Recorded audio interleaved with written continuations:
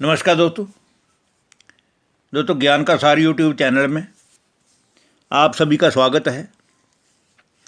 ज्ञान का प्रचार करने वाले संत कबीरदास जी के ये दोहे, जिनके ऊपर हम और आप लगातार चर्चा में बने हुए हैं, कहीं ना कहीं ये हमारे स्वभाव को शीतल बनाते हैं, हमारे अंदर की कुरीतियों को दूर करके हमें सत्पुरुष बनने का ज्ञान देते हैं और संसार की मोह माया से दूर होकर के कैसे उस सच्चे मन के मीत परमात्मा से संबंध जोड़ना है, प्राप्ति करनी है, उसका ज्ञान देते हैं।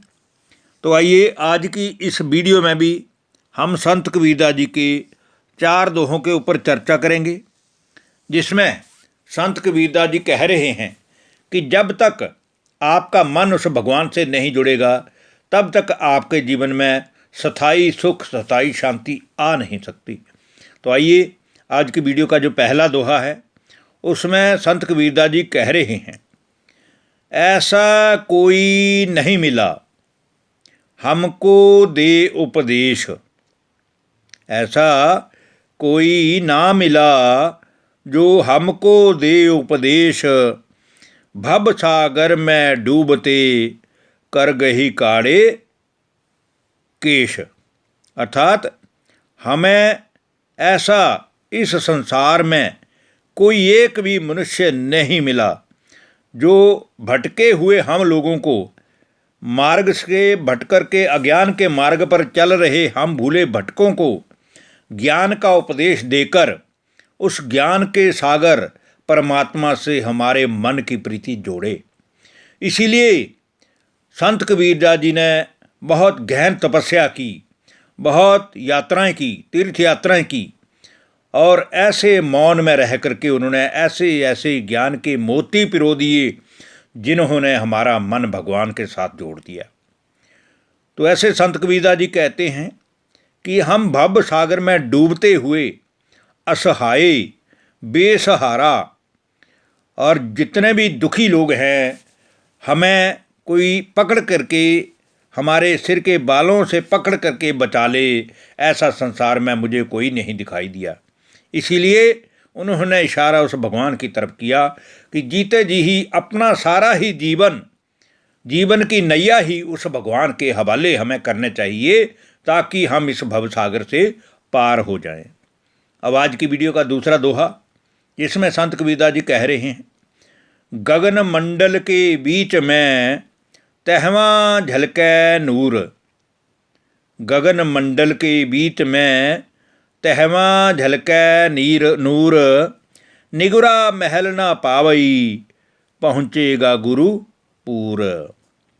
क्या भावार्थ है इस दोहे का?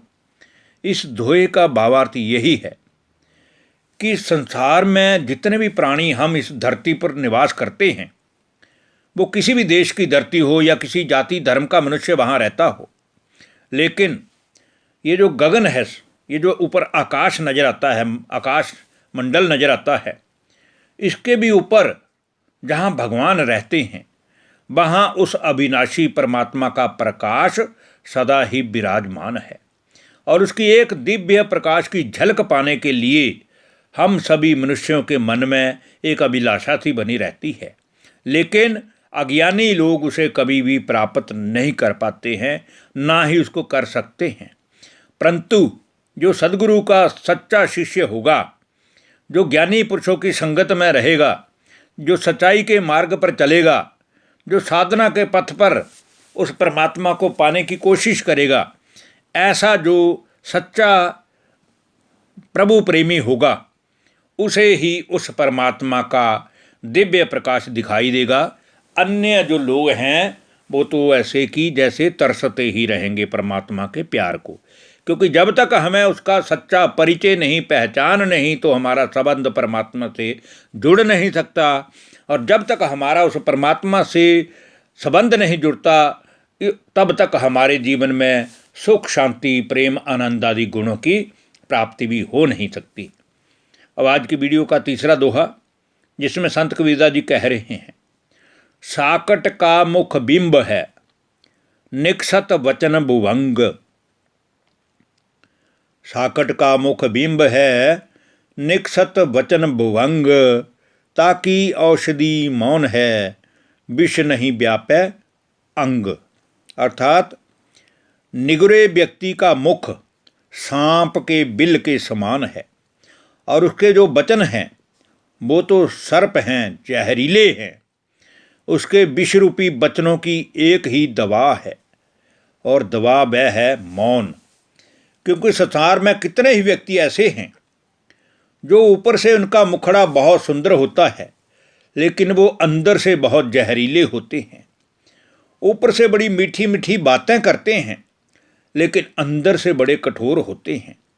ऐसे जो सांप की तरह जहरीले स्वभाव वाले मनुष्य हैं, उन सभी के साथ रहते हुए और उनके सती के साथ उनसे बचने का एक ही तरीका है कि हम उनकी किसी भी बात का कोई जवाब ना दें, उनके साथ हम मौन बने रहें। अर्थात दुष्ट स्वभाव वाले तीखे वचन बोलें तो हमें वहाँ पर चुप रहना चाहिए, हमें उस विवाद को बढ़ाना नहीं चाहिए।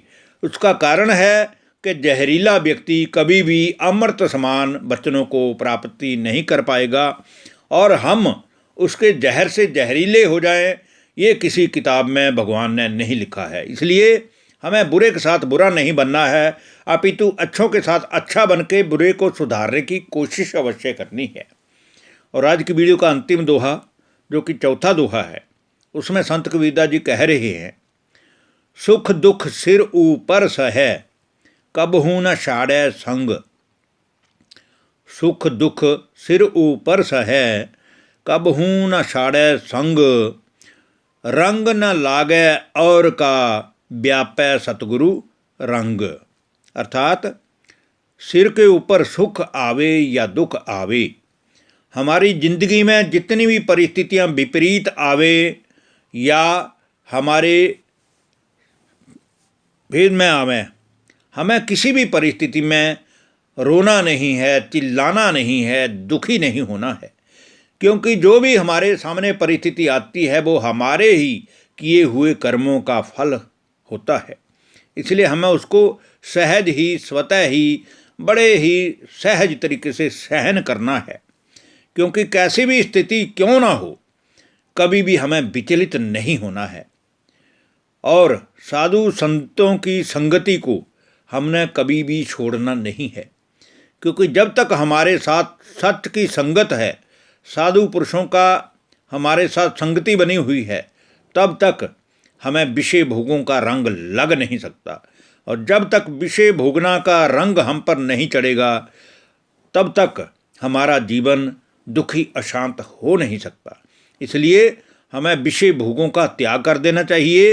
ये जितने भी काम, क्रोध, लोभ, मोह, अहंकार, नफरत, ईर्ष्या, बैर, विरोध आदि दुर्गुण हैं, इन सभी का ही हमें त्याग करते हुए उस सच्चे मन के मीत, अखंड ज्योति रूप, ज्ञान के सागर, प्रेम के सागर, आनंद के सागर, शांति के सागर, सुख के सागर, परमात्मा के साथ अपने मन के सारे संबंध जोड़ लेने चाहिए।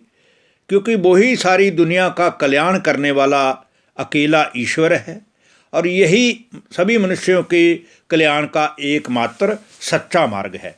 धन्यवाद। नमस्कार दोस्तों।